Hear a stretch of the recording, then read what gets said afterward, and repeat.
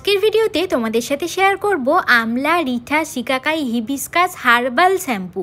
যে শ্যাম্পু একবার ব্যবহার করলে দোকানের কেমিক্যাল শ্যাম্পু ব্যবহার করাই ছেড়ে দেবে। বাড়িতে বানানো এই হার্বাল শ্যাম্পু চুলের জন্য এতটাই ভালো যে তোমাদের চুল পড়া তো কমাবেই, পাশাপাশি চুলকে সিল্কি, সফট এবং শাইনি করে তুলবে। যারা দ্রুত চুল লম্বা করতে চাইছো তাদের জন্য কিন্তু এটা দারুণ কাজ করে। এই শ্যাম্পু ব্যবহার করলে তোমাদের আলাদা করে আর কন্ডিশনার ব্যবহার করার প্রয়োজনই পড়বে না। তাহলে চট করে দেখে নাও যে এই হার্বাল শ্যাম্পু তোমরা বাড়িতে নিজেরাই কিভাবে সহজে বানাতে পারবে। এই শ্যাম্পু বানানোর জন্য যে যে উপকরণগুলি লাগবে সেগুলো আগে একবার দেখিয়ে দিই। তো প্রথমেই নিতে হবে এখানে আমলকি। তোমাদের কাছে যদি কাঁচা আমলকি না থাকে তোমরা শুকনো আমলকিও নিতে পারো। তার সাথে নিতে হবে মেথি আর লাল জবা ফুল। অবশ্যই জবা ফুলটা লাল হতে হবে। তার সাথে শিকাকাই এবং রোজমেরি। এর সাথে আমি নিয়েছি রোজ পেটাল এবং তার সাথে কালো জিরে। এখানে তিসি বা ফ্ল্যাক্সিড যেটাকে বলা হয় সেটা নিয়েছি, আর তার সাথে কারি পাতা এবং রিঠা।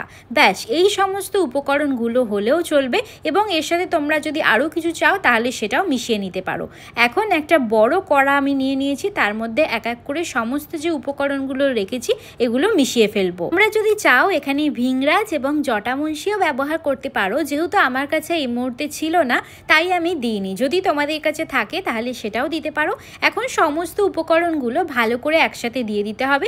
যদি তোমাদের কাছে জবা ফুল না থাকে তাহলে তোমরা যে শুকনো জবা ফুল হয় সেটা অনলাইনে কিনে নিতে পারো। আজকে যে উপকরণগুলো ব্যবহার করছি এগুলোর প্রত্যেকটা লিঙ্ক আমি ডেসক্রিপশন বক্সে দিয়ে দেবো। তোমরা চাইলে ওখান থেকে কিনে নিয়েও এই শ্যাম্পুটা বাড়িতেই বানিয়ে নিতে পারবে। এখন এর সাথে মিশিয়ে দেবো 1.5 লিটার মতো জল। মেশানোর পর এটা গ্যাসে বসিয়ে দিতে হবে। মিডিয়াম আঁচে এটা ফুটতে দিতে হবে 20 থেকে 25 মিনিট মতো। উপকরণগুলো সবই আমি সম পরিমাণেই নিয়েছি, তবে পরিমাণটা একটু 19-20 হলে কোনো রকম সমস্যা নেই। এখানে মনে রাখবে যখন তোমরা হার্বাল কিছু বানাচ্ছ পরিমাণগুলো যে একদম একই হতে হবে এরকম কোনো ব্যাপার নেই। একটুখানি কম বেশি হলে কোনো রকম অসুবিধা তোমাদের হবে না। এখন জলটা যতটা হয়েছে তা থেকে ফুটে ফুটে কিন্তু অনেকটা কমে যাবে। যখন দেখবে জলটা গাঢ় হয়ে গেছে এবং জলের রঙটা লাল হয়ে গেছে তখন জানবে এটা একদম তৈরি হয়ে গেছে। আধা ঘন্টা মতো আমি ফুটিয়ে নিয়েছি, তারপর দেখো এটা ছেঁকে নিয়েছি। এরপর ছেঁকে নেওয়ার পর যে বাকি উপকরণগুলো থাকবে এগুলো কিন্তু যেন ফেলে দিও না। এর মধ্যে আবারও 1 লিটার জল ভালো করে মিশিয়ে এটাকে আবারও ফুটতে দিও। এই সমস্ত জিনিসের যে গুণ সেগুলো কিন্তু পুরোপুরি এখনো এর মধ্যে থেকে বেরোয়নি, তাই আবারও যখন তোমরা জল দিয়ে ফোটাবে সেই গুণাগুণগুলো কিন্তু এর মধ্যে চলে আসবে। ফুটিয়ে নেওয়ার পর এটা আমি আবারও ছেঁকে নিয়েছি। তো ছেঁকে নেওয়ার পর এতটা পরিমাণে হয়েছে, আমার বেশ অনেকটা পরিমাণেই শ্যাম্পু হয়েছে। এখন আমি এতে বেশ কিছু জিনিস মেশাবো। সেগুলো কি মেশাবো তার জন্য তো ভিডিওটা তোমাদের দেখতেই হবে। তার আগে বলে রাখি, আমার যারা নতুন দর্শক আছে এরকম সুন্দর সুন্দর টিপস পাওয়ার জন্য তোমরা আমার চ্যানেলটাকে সাবস্ক্রাইব করতে কিন্তু ভুলো না। এখন আমি এখানে ব্যবহার করব শ্যাম্পুর বেস, যেটা আমি অনলাইন থেকে কিনেছি। এটা সম্পূর্ণ সালফেট এবং প্যারাবেন ফ্রি একটা বেস।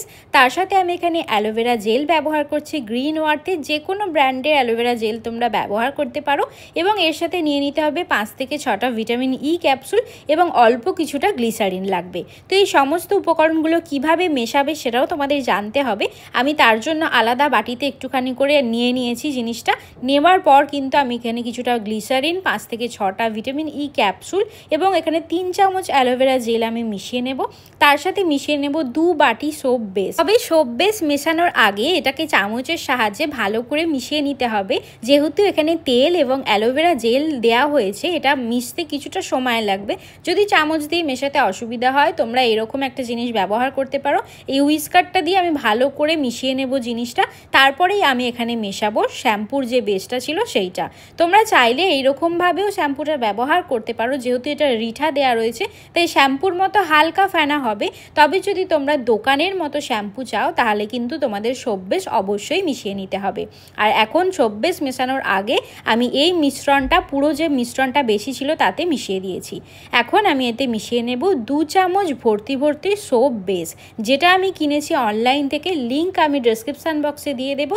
তোমরা যারা সোপ বেস কিনতে চাইছো সোপ বেস মিশিয়ে নিতে পারো। আর যদি তোমাদের কাছে সোপ বেস না থাকে তোমরা যে কোনো মাইল্ড শ্যাম্পু এখানে ব্যবহার করতে পারো, সেক্ষেত্রেও কিন্তু কোনো রকম অসুবিধা হবে না। এখন সব উপকরণগুলো ভালো করে একসাথে মিশিয়ে নিতে হবে। তারপরেই দেখবে এরকম ঝাঁঝের মতো তৈরি হয়েছে।